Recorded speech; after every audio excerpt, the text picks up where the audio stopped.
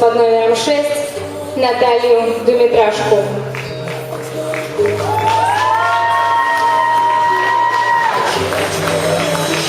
Своим платьем Наталья представляет такую страну, как Россия. Он сделан из салфеток и бисера. А именно было использовано 500 салфеток и 400 элементов бисера.